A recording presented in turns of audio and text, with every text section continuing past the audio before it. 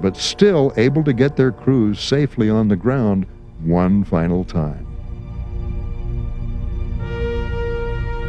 Hundreds of B-17s would return to England, never to fly again. They would be dragged off to the boneyards, where their broken bodies would be picked clean of spare parts that could be used to keep the other planes flying.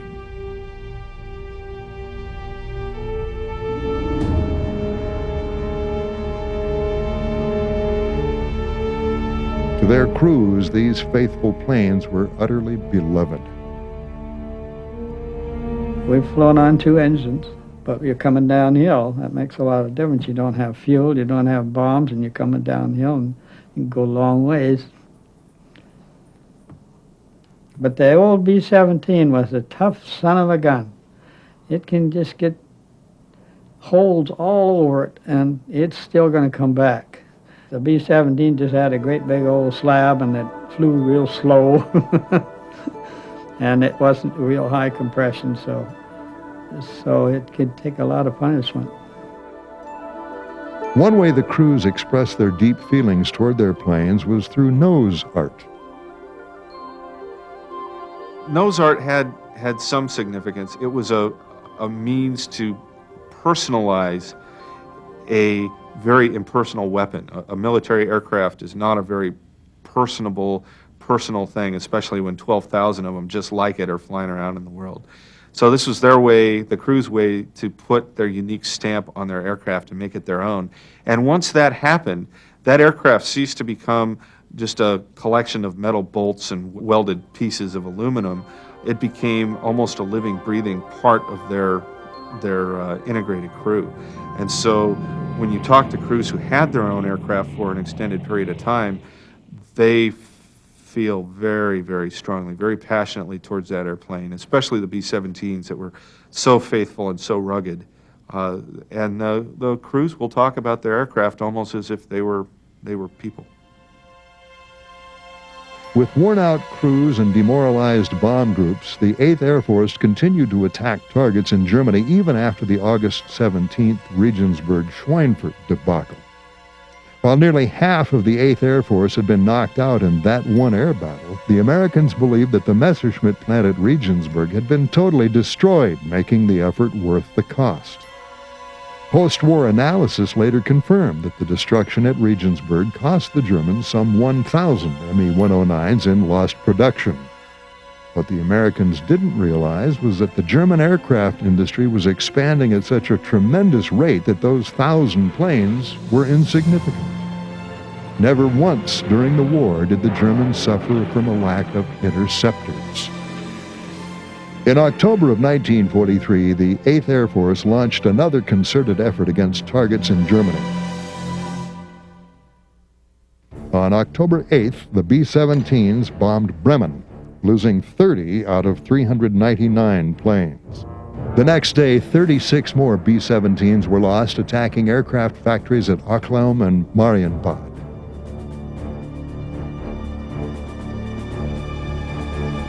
The missions continued, and the stress on the crews grew even worse. In 1 week, from October 2nd through the 9th, the Germans shot down or damaged beyond repair over 100 flying forts. The 8th Air Force lost almost 1,000 men. And still, the worst was yet to come. On October 10th, the B-17s struck Münster. The Luftwaffe bored in on the bombers, concentrating on the low squadrons of the 100th Bomb Group. Flying a straggly, loose formation, the 100th turned out to be easy meat. Within minutes, the entire group was virtually wiped out. Hitting Münster cost another 36 B-17s and over 300 Americans. The lesson from Münster was clear. Flying in loose formations would get many men killed. There was one group that flew pretty scraggly formations, yes, elements or formations. Some of them consequently were hit harder than ours. Our group flew good, tight formations. They wanted the wing of the side plane tucked right in behind the wing and in the waist of the other. In other words, tight elements of three. By having those wings all tucked in, concentrating the firepower from all the guns aboard each ship, it was a pretty good deterrent that the Germans wouldn't come in too close and attack us. They liked to go after the disabled planes that had drifted off from them and got back here by themselves. I think one reason that our group didn't have the casualties that some of the groups, some of the squadrons, is we were a little knot up there in the sky. I could always spot our group. It was just tight. Then on October 14th, the crews assembled in the briefing rooms to learn they would be going after Schweinfurt once again. The news was received by a chorus of groans and shocked gasps amongst the exhausted crews. Still, they climbed aboard their B-17s to do their duty, knowing that today, many of them would not be coming home. They flew into a holocaust of flak and fighters. The Germans were waiting for them, and as soon as their short-ranged P-47 escorts turned for home, the 109s and 190s attacked. They swarmed through the B-17 formations, blasting the bombers out of the sky with cannons, rockets, and machine guns. Well, we were going into the ball bearing plant at Schweinfurt, and it was pretty tough going. Heavy flak, he'd shot at from every direction, and I don't really know what happened, except some people in our squadron that saw us get shot down. But they said one of them rockets shot us. It was obviously a lost cause, and the pilot was losing it, and so they jump out, and I had the last shot that they hit us with had concussion had blown me back against the bulkhead and unplugged my oxygen and my intercom system. And I was a little while, when I finally come to, I realized I didn't hear anybody and my oxygen thing wasn't moving. And so we were only 18,000 feet that day.